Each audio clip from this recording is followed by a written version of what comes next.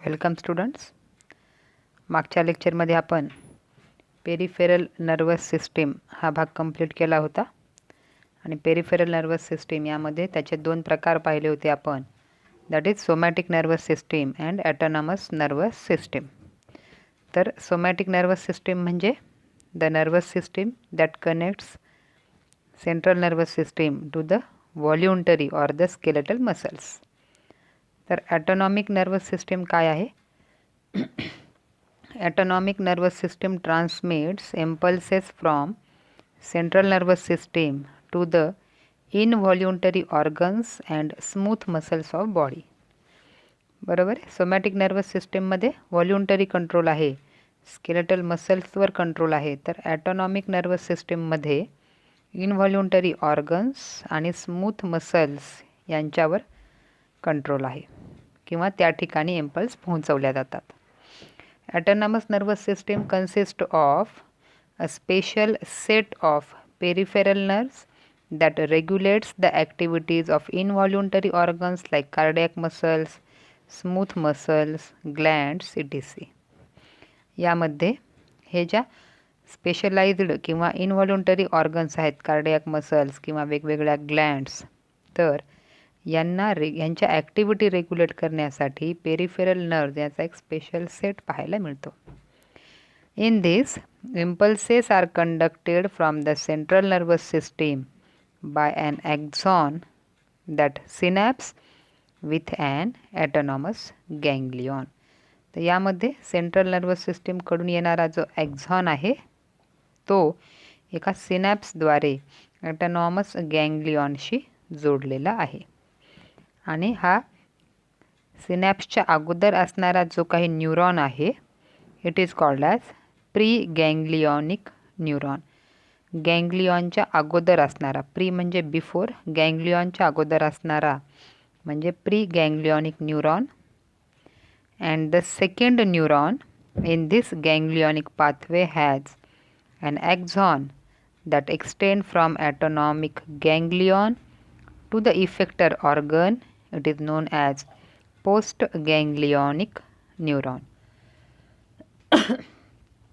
तर central nervous सिस्टीमकडून येणारा गँग्लियॉनपर्यंत असणारा जो न्यूरॉन आहे त्याला प्री गँग्लियॉनिक न्यूरॉन म्हणतात. तर ह्या गँग्लियॉनपासून इफेक्टर ऑर्गनपर्यंत पोहोचवणारा, इम्पल्स पोहोचवणारा जो काही न्यूरॉन आहे त्याला पोस्ट गँग्लियॉनिक न्यूरॉन असं म्हणतात. पोस्ट म्हणजे नंतर, गँग्लियॉनच्या नंतर, जो की इफेक्टर ऑर्गनपर्यंत पोहोचलेला असतो.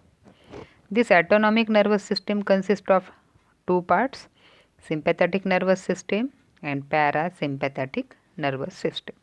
याचे परत दोन प्रकार पाहायला मिळतात, सिम्पॅथॅटिक नर्वस सिस्टीम आणि पॅरासिम्पॅथॅटिक नर्वस सिस्टीम. तर त्यापैकी पहिला भाग पाहू आपण, sympathetic nervous system. It is also called as thoracolumbar outflow. याला दुसरं नाव आहे थोरॅकोलंबार आउटफ्लो. का? It originates in the thoracic and lumbar region of spinal cord.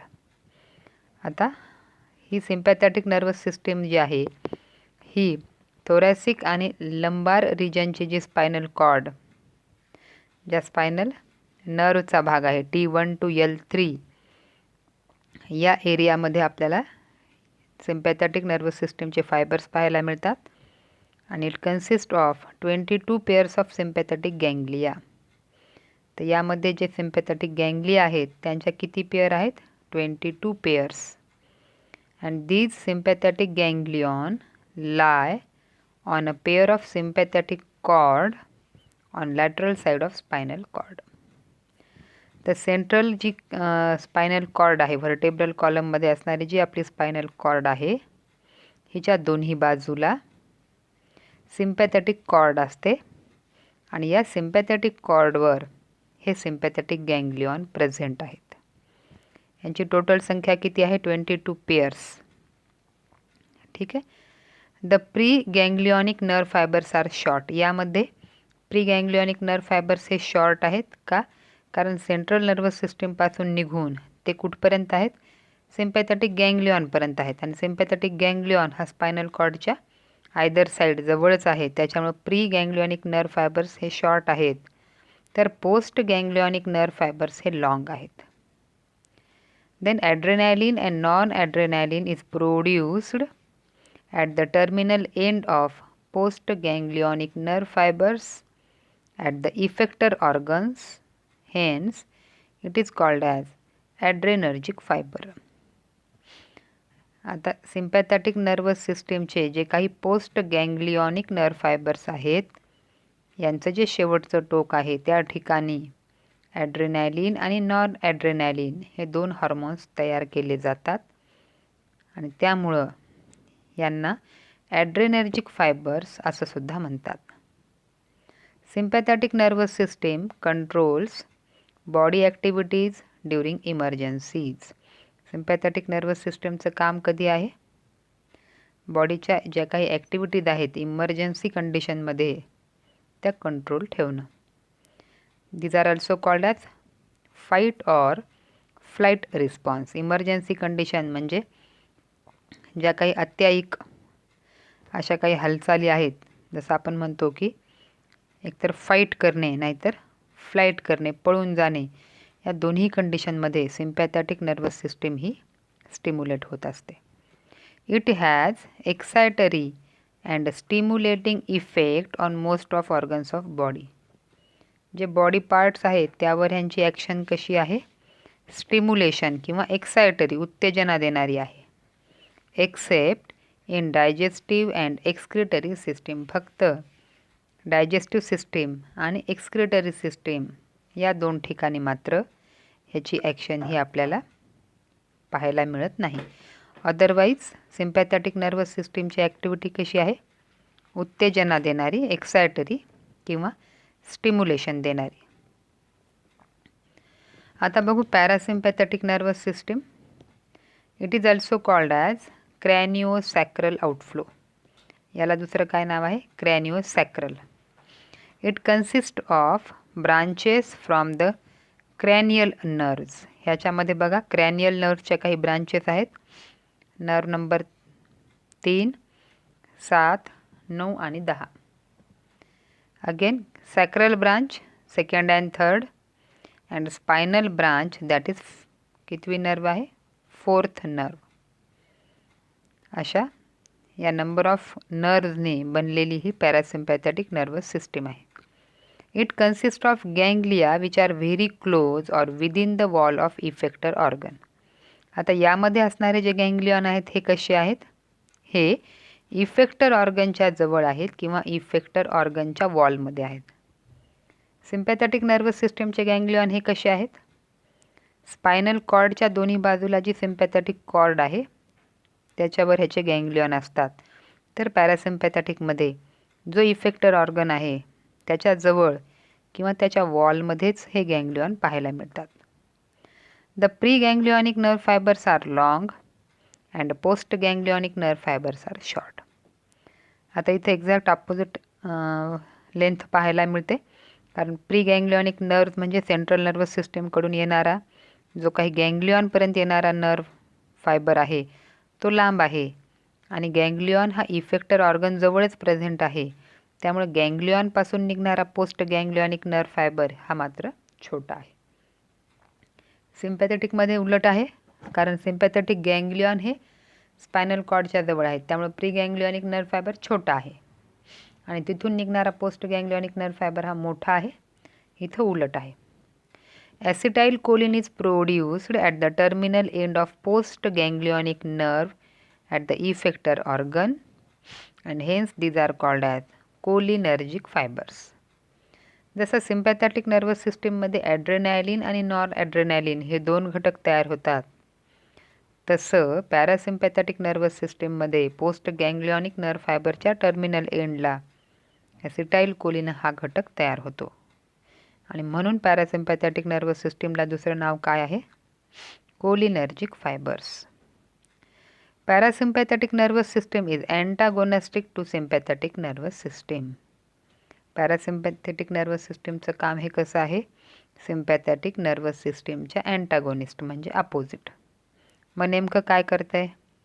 Sympathetic nervous system ही एक्साइटमेंट तयार करते, तर parasympathetic nervous system brings back to normal all activities which are stimulated by sympathetic system. ज्या activities sympathetic nervous सिस्टीममुळं वाढवल्या जातात त्या activity normal आणण्याचं काम पॅरासिम्पॅथॅटिक नर्वस सिस्टीम करत असते. So it is called as housekeeping system. म्हणून या सिस्टीमला काय म्हणायचं? Housekeeping system. It has an inhibitory effect on most organ. याची ज्या काही शरीराच्या मोस्ट ऑफ बॉडी ऑर्गन्स आहेत त्यांच्यावर ह्यांची ॲक्शन इनहिबिटरी आहे, म्हणजे सिम्पॅथॅटिक नर्वस सिस्टीमच्या opposite.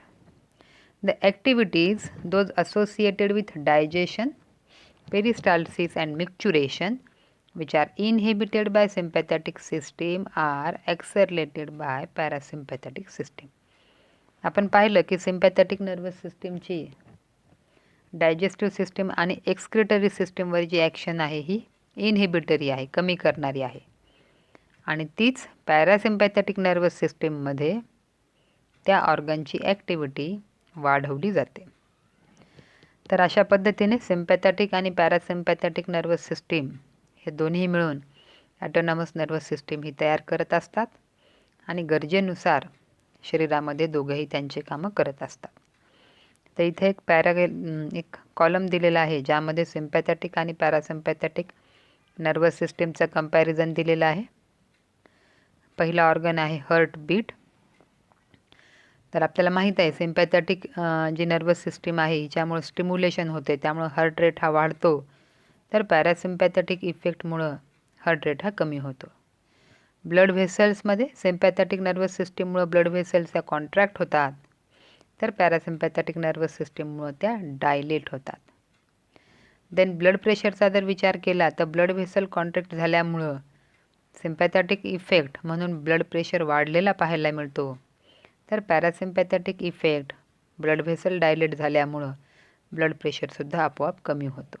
Then pupil of I, डोळ्याचे जे प्युपिल्स आहेत हे डायलेट होतात सिम्पॅथॅटिक इफेक्टमुळं, तर पॅरासिम्पॅथॅटिक इफेक्टमध्ये ते कन्स्ट्रिक्ट होतात, आकुंचन पावलेले असतात.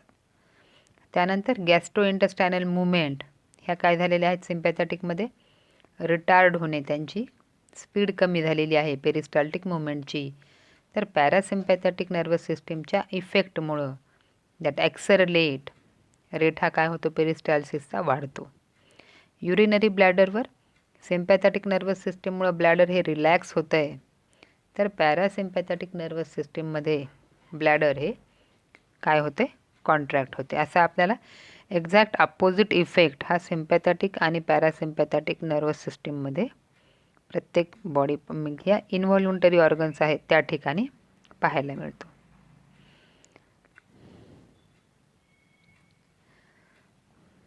So here are some questions. Solve them and thank you.